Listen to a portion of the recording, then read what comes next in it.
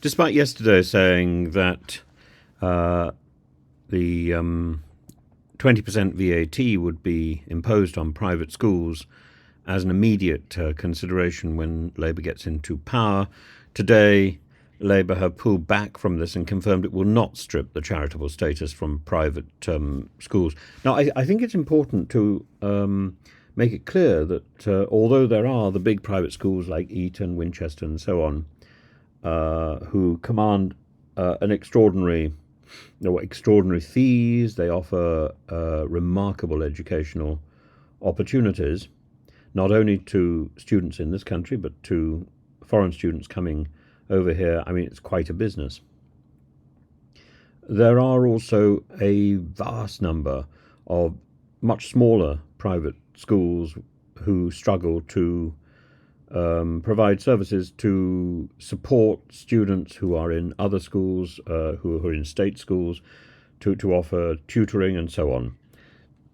And part of this is because the system in the state schools is simply not up to scratch. I was horrified when I came back from teaching in Moscow and got a number of jobs in the UK in secondary schools, and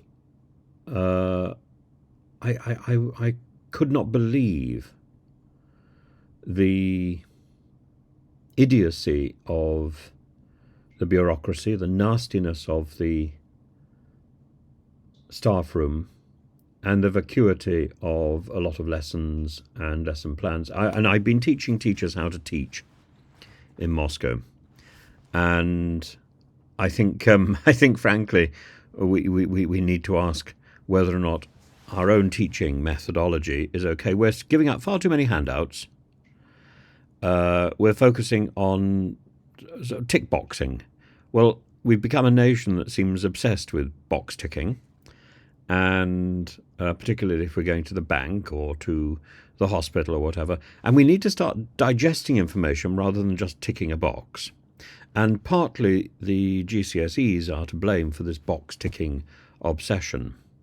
But it's not a good way to teach. And when you go from GCSEs to A-level, we're now trying to teach A-levels as if they are sort of bigger versions of GCSEs, and it doesn't work. And the A-levels, in many cases, are dumbing down to fit that new teaching methodology. And as I say, it doesn't work.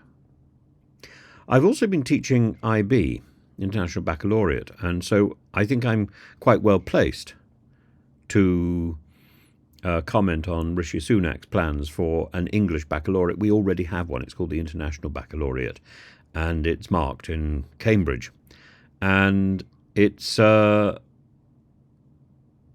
very strange exam.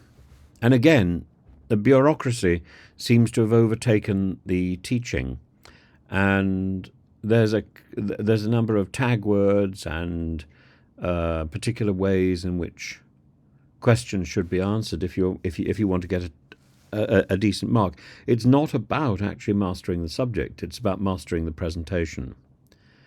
And this, I think, is a part of education, but it's not the key part of education. I think it's also taking this obsession with presentation and box ticking is taking over education in universities as well.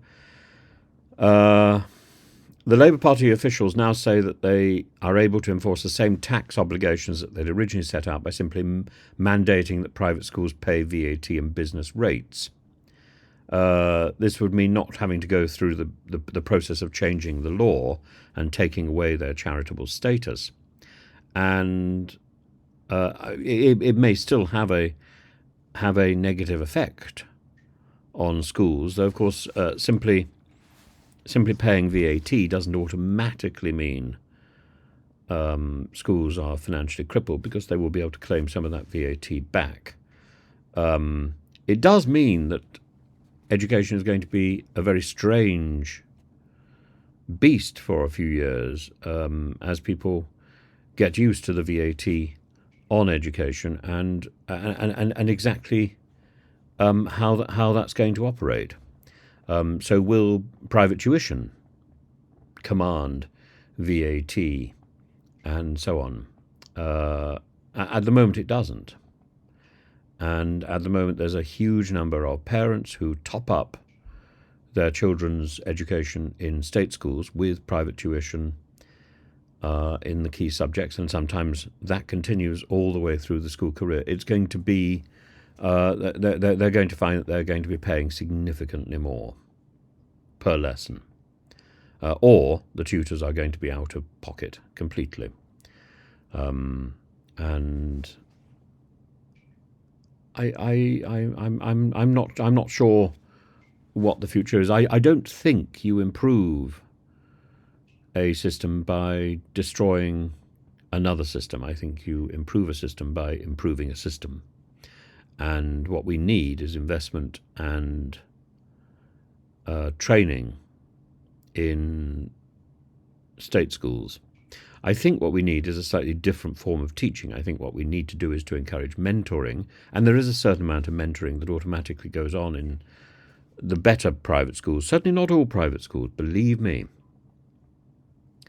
But the better private schools have the facilities and the staff to do mentoring, but a lot of the staff in some of the lesser private schools are coming in from state schools where they've been frustrated by pay and conditions and so on, and they're bringing the same methodology of the box ticking and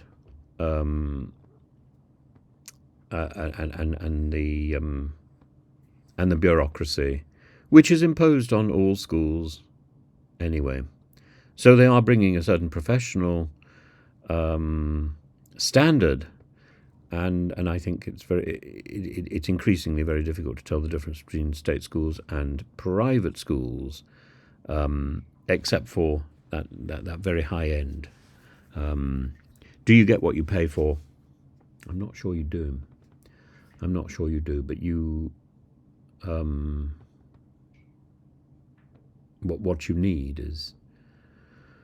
What you need most of the time with education is mentoring.